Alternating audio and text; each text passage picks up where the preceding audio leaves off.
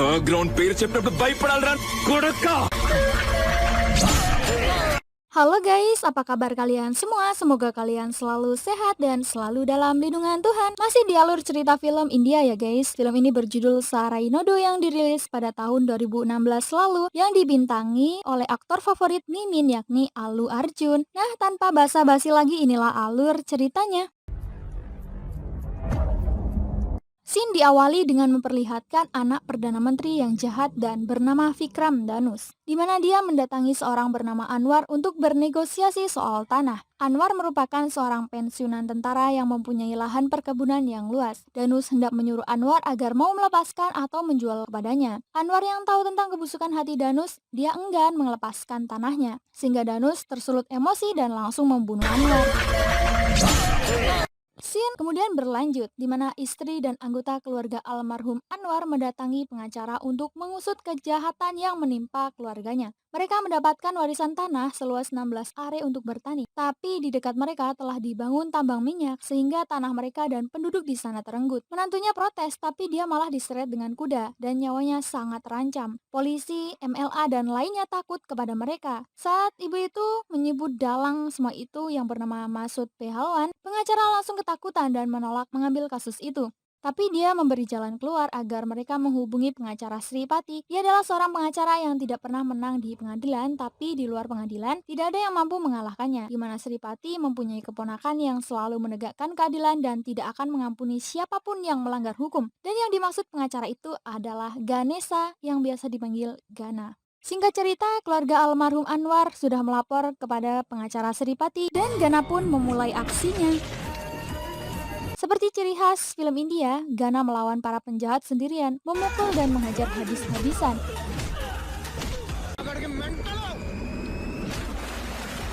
Hingga dia pun menang dan dapat menyelamatkan menantu mereka.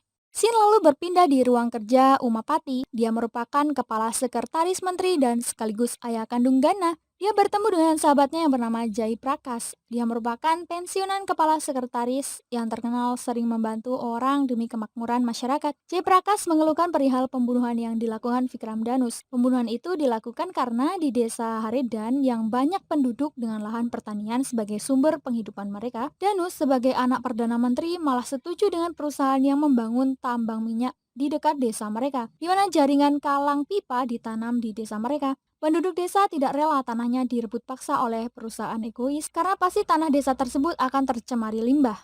Umapati berkata kalau dirinya tidak bisa membantu Jai. Lalu Umapati malah mengalihkan pembicaraan. Dia menanyakan perihal anak perempuan Jai yang sudah dewasa dan lalu mengajak Jai untuk pergi ke rumahnya. Tapi sayangnya Jai baru sibuk. Scene lalu berpindah di rumah Umapati. Ini adalah Tamis Selvi. Dia adalah ipar Gana dan ini adalah nenek Gana. Nenek dan Selvi sering terlihat tidak akur di rumah. Mereka melihat ayah Gana yang memarahi Sri Pati dan Gana karena telah berperang di luar jalur hukum. Melihat keributan, ibu Gana langsung bertanya apa yang terjadi. Ternyata ayah Gana merasa sangat kecewa dengan Gana yang menjadi pengangguran. Dia ditawari berbagai pekerjaan, malah dia tolak dengan alasan dia tidak menyukainya. Dia masuk militer dan memenangkan banyak medali, tapi 5 menit sebelum dia dipromosikan jabatannya, dia malah mengundurkan diri. Gana berdalih bahwa pertarungan militer itu tidak hanya punya musuh di luar saja ya, tapi di dalam negara juga ada musuh, di mana orang dalam sendiri yang merusaknya. Maka dari itu, seseorang harus pergi untuk memperbaikinya. Lalu sang ayah bertanya kepada Gana, apakah kamu tahu Jai Prakash? Dia punya anak perempuan loh. Lalu ayah menyuruh Gana pergi ke rumah Jai Prakash bersama paman Sri Pati untuk melihat anaknya. Dan setuju atau tidak setuju, Gana harus pergi. Singkat cerita, Gana dan paman pergi ke rumah Jai Prakash. Di jalan dia tiba-tiba menghentikan mobilnya karena melihat seorang wanita.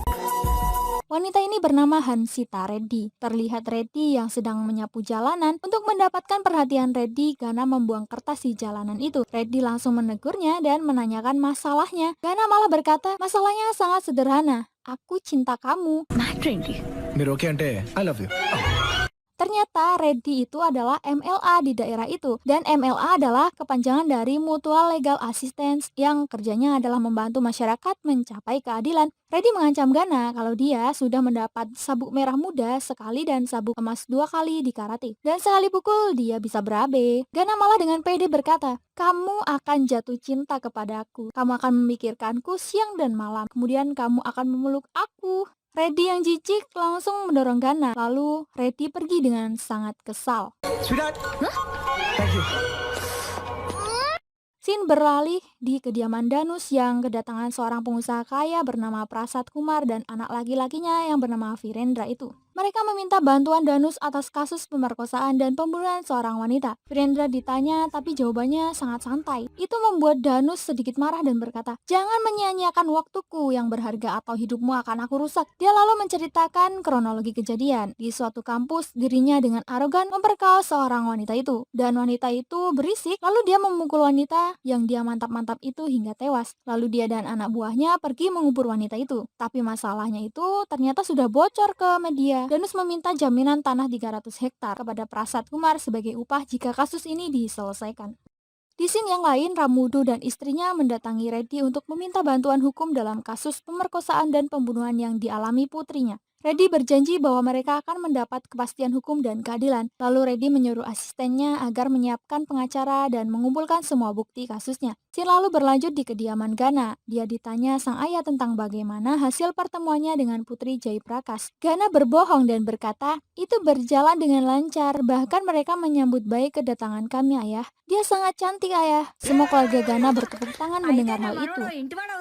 Tapi saat Gana menemui Janu bertanya, "Apa kebiasaan kamu?" Gana lalu menjawab, "Tidak banyak, hanya bertengkar 2 kali dalam sehari, bahkan saya mendapat uang dari rumah untuk bermain judi dan mabuk." Janu menjawab, "Kamu sama sekali tidak berguna ya, dan hanya seorang gadis bodoh yang memilih kandidat yang tidak berguna itu." Mendengar cerita Gana, ayahnya kecewa dan pergi. Selvi berkata, "Aku sudah bilang, gadis itu pasti akan menolak Gana." Suami Selvi menawari Gana agar menikahi adik Selvi yang gemuk. Selvi tidak terima dong jika adiknya dinikahi lelaki seperti Gana. Dan mendengar itu, Bibi Sripati tidak terima keponakan yang dianggapnya anak sendiri itu direndahkan oleh Selvi. Bibi berkata, "Berjanjilah kepadaku bahwa kamu akan menemukan peri cantik sebagai menantuku." Dan nenek menimpalinya, "Gak apa-apa kalau kulitnya gelap, asalkan tidak gemuk."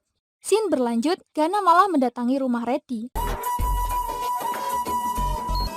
Dia mengaku-ngaku kalau dirinya adalah pacar Reddy. Reddy menghampiri Gana dan berkata, "Siapa kamu? Beraninya kamu datang ke sini?" Gana berdalih dan melaporkan kalau daerahnya kotor dan meminta Reddy menyapu dan menanganinya. Reddy tidak habis pikir dengan Gana. Reddy menyuruh Gana mencari wanita yang selevel dengannya, tapi Gana malah berkata, jika dia mengejar Reddy, dia tidak akan punya saingan. Dan dalam waktu 4 hari, Gana yakin Reddy akan mulai menyukai dirinya.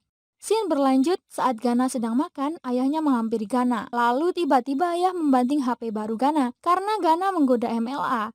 Ayahnya menemukan kertas puisi lebay Gana yang berbunyi 1, 2, 3. "Hari ini saya bebas. 4, 5, 6. Hatiku tertuju padamu. Kapan kamu menerima saya? Kapan kamu akan jatuh cinta kepada saya?" Dan begitulah puisi lainnya. Dia berkata jika dia menikahi MLA itu, dia akan mendapatkan rumah, mobil, dan lainnya secara gratis.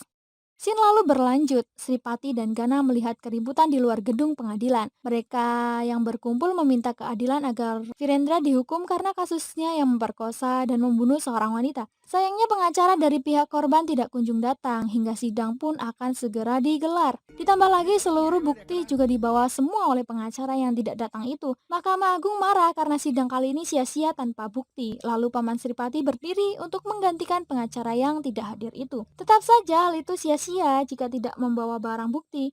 Dan singkat cerita, sidang pun terpaksa dihentikan dan kasus ditutup. Orang tua korban sangat sedih menerima semua ini hingga mereka bunuh diri. Semua orang yang melihat sangat terpukul atas kejadian tersebut. Gana yang menyaksikan pun merasa sangat tersayat hatinya. Scene lalu berpindah, Prasad Kumar mendatangi Danus untuk memberikan hadiah. Dia dipersilakan masuk untuk meminum kopi. Saat mereka membuka pintu, mereka semua terkejut melihat anak Prakas dan pengacaranya yang babak belur. Ditambah lagi, kaki Virendra telah puntung. Ternyata itu semua terjadi saat mereka sedang kebar untuk minum dan merayakan kemenangan mereka. Tanpa disadari oleh mereka, Gana ada di sana untuk membalas dendam atas kematian anak Ramudu sekaligus kedua orang tuanya itu. Dia membabat habis pasukan mereka hingga tanpa pikir panjang, Gana telah memotong kedua kaki Virendra. Scene berpindah di rumah Gana. Dia ditanya ayahnya di mana Gana semalaman. Gana menjawab dengan gugup dan mengatakan kalau dirinya bareng teman-teman. Dia kira ayahnya tahu kalau semalam dia menghajar seseorang. Ayah lalu berkata kalau 10 hari lagi DKP alias Komisioner Polri akan pensiun. Dia minta Gana datang di acara pestanya. Pesta pun dimulai dan Gana menghadirinya. Ternyata di GP ada hal yang ingin dibicarakan dengan Gana, makanya dia mengundangnya. Di GP berkata kalau dia mendengar Gana telah membunuh Masud Pehalwan. Dia memuji Gana karena Gana melakukannya dengan benar. Tapi dia menasihati Gana agar selalu mengingat satu hal, yakni jangan pernah terlibat dengan orang-orang yang terhubung dengan hukum dan sistemnya.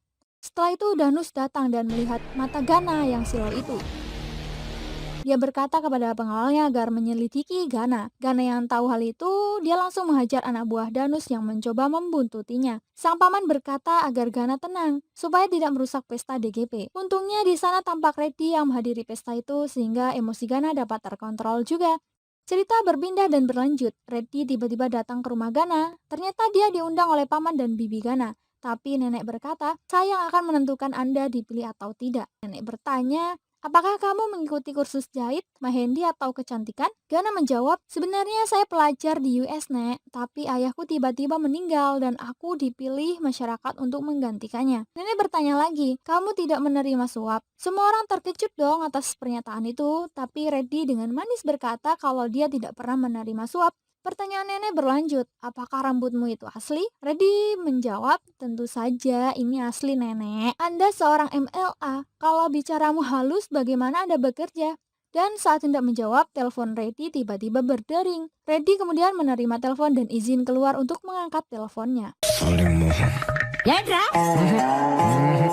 Sifat asli Reddy pun keluar. Dia memarahi si penelpon dengan mengancam akan mematahkan tulang Raschal. Nenek terkejut mendengar itu. Ditambah lagi Reddy mengatakan kalau Raschal akan mendapatkan penyiksaan tingkat 3 karena bertanya terus. Lalu Reddy masuk lagi dan bertanya apakah nenek masih mau bertanya kepadanya lagi. Karena takut nenek berkata, apalagi yang harus saya tanyakan pada menantu Anda terpilih. Lalu Reddy mengatakan alasannya datang ke sana. Dia berkata kalau dia menyukai Gana karena dia orang yang baik dan meminta paman agar mereka sekeluarga datang untuk menyaksikan perjanjian bahwa Gana tidak akan pernah lagi terlibat dalam pertempuran agar pernikahan yang kuat dapat terjalin. Lalu Gana membayangkan sesuatu jika dia harus selalu mengikuti keinginan istrinya dan mengikuti kemanapun istrinya berada. Lalu Gana tidak setuju, tapi bibi merayunya agar setuju pernikahan dan segera memberikan mereka cucu.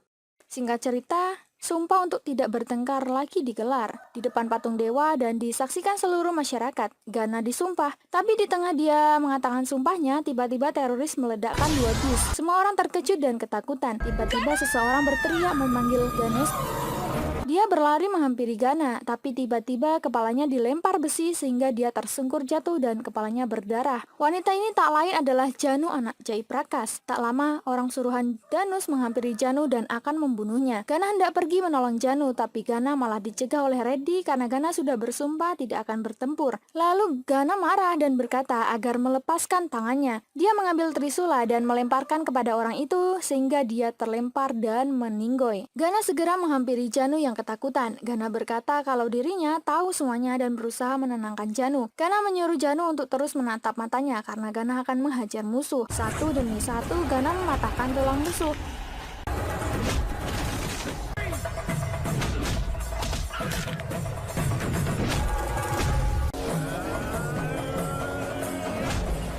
Hingga tersisa pemimpin mereka. Dia lalu menghajar hingga terkapar. Lalu pria itu berkata, Danus akan memusnahkan kalian dan keluarga kalian. Tapi Gana tidak takut, dia menjawab, aku adalah raja hutan, dan jika ada yang melangkah ke hutan, dia tidak akan selamat. Janu adalah milikku, tidak ada yang bisa memisahkan kita. Gana berkata lagi, aku akan bersumpah untuk tidak bertengkar, tapi di depan Dewi ini, saya bersumpah bahwa mulai hari ini adalah permulaan pertempuran antara kekuatan dengan kemarahan, kebanggaan, dan sikap keras kepala saya. Dimanapun, kapanpun, dan siapapun, aku tidak takut. Gana akhirnya membawa Janu pulang ke rumah. Scene berlanjut di rumah. Janu menceritakan apa yang sebenarnya terjadi. Saat itu Gana dan Paman Sripati datang menemui Janu di desa. Mereka berdua menunggu sangat lama dan tidak kunjung bertemu dengan calon pengantin wanita. Lalu mereka berdua menemui Paman Jai Prakas yang sedang rapat. Paman Jai berkata kalau Gana tidak bisa menemui Janu karena Janu tidak berada di sana. Lalu paman yang lain menjelaskan bahwa Janu melawan perusahaan minyak yang merugikan masyarakat desa. Mereka tahu kalau kamu mau datang kemari, makanya dia menculik Janu dan membawanya ke tempat Obul Reddy agar masyarakat mau menyerahkan tanahnya. Paman Jai berkata jika dia mengambil keputusan maka konsekuensi akan berat. Karena musuh kami adalah orang yang kebal hukum dan tidak mementingkan jumlah kematian orang. Lalu Paman Jai menyuruh Gana agar mengatakan kepada ayahnya bahwa dia tidak menyukai Janu dan pergi agar mereka berdua selamat. Scene berlanjut, Gana mendatangi kediaman Obul Reddy untuk membawa Janu. Seperti biasalah, semua prajurit Obul pokoknya KO aja. మనిషిని కొట్టావు బతకాలం లేదా Lalu Gana mencari siapa yang bernama Obul. Obul malah berpura-pura tidak mengenal dirinya sendiri. Gana menyuruhnya agar memanggil gadis yang mereka culik. Lalu Gana memanggil nama Obul. Obul malah masih berpura-pura tidak tahu. Gana lalu memutar tangan Obul dan terdapat cincin yang bertuliskan Obul di tangannya. Janu lalu datang. Gana tidak bisa mengalihkan pandangan matanya. Dan singkat cerita, Gana berhasil membawa Janu dan berkas tanah penduduk desa. Paman Sripati menyerahkan berkas itu kepada Paman Jai. Lalu Gana bertanya tentang siapa di balik Obul Reddy, tapi Paman Jai enggan memberitahunya dan mengalihkan pembicaraan. Lalu Gana meminta tolong kepada Paman Jai agar tidak memberitahukan kepada ayahnya jika dirinya sudah bertarung, dan katakan kalau putri paman menolaknya. Saat Gana pergi, Janu menangis dan lalu meminta ayahnya agar menikahkan dirinya dengan Gana.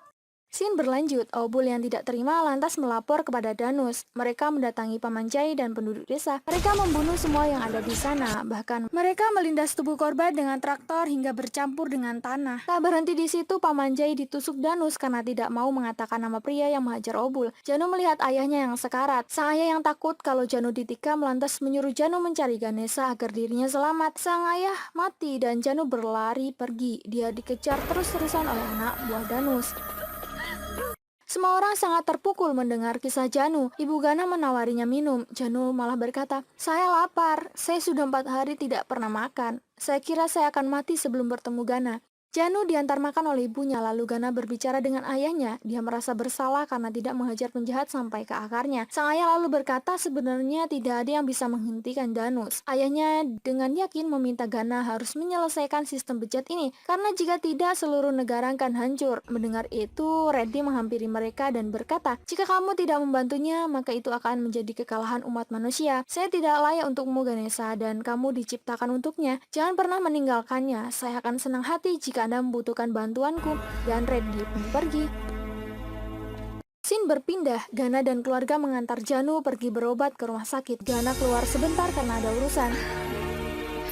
Tapi saat dia masuk ruangan, Gana melihat anak buah Danus yang akan membawa pergi Janu. Gana segera menghajar pria itu dan mencekokinya dengan peluru yang ada di dalam pistol. Dan singkat cerita, Janu diculik Danus dan dibawa ke rumahnya. Danus bertanya kepada Janu di mana keberadaan Gana dengan menodongkan pistol. Gana datang dan langsung ditembak. Untung pistol itu tidak ada pelurunya.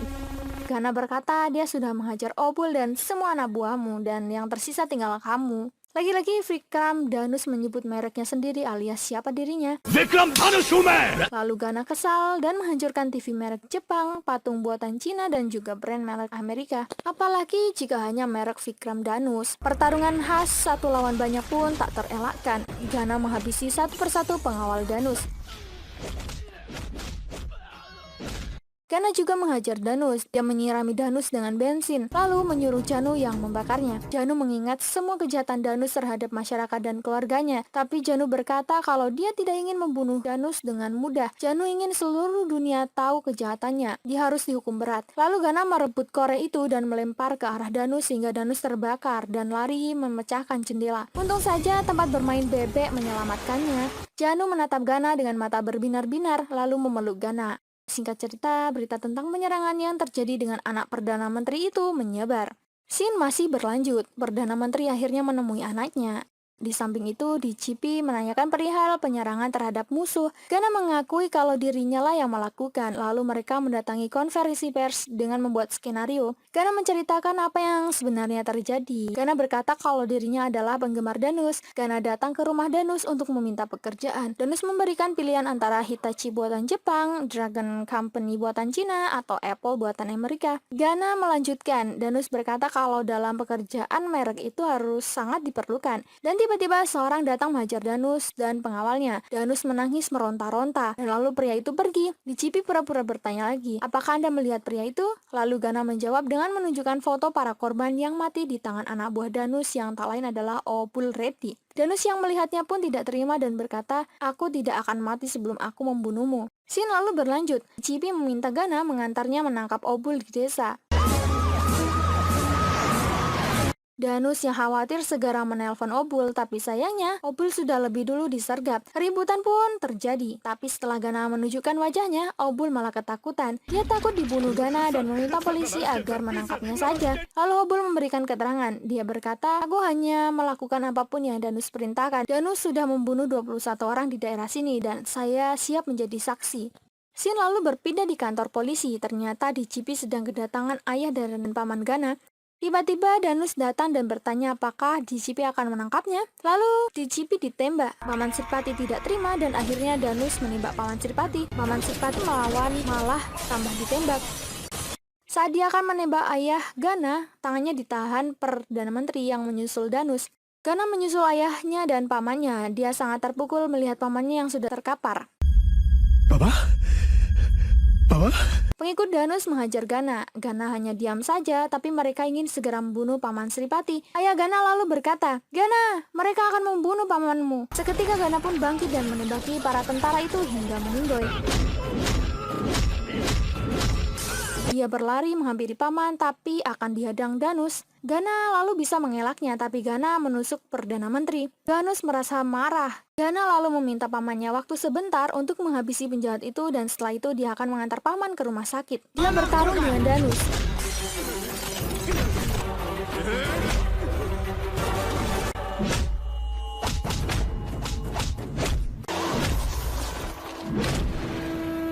Danus mengambil mobil dan akan menabrakkan paman dan ayah Gana. Tapi Gana juga segera menyetir mobil dan menabrakkan mobil Danus yang hampir membunuh orang tuanya itu.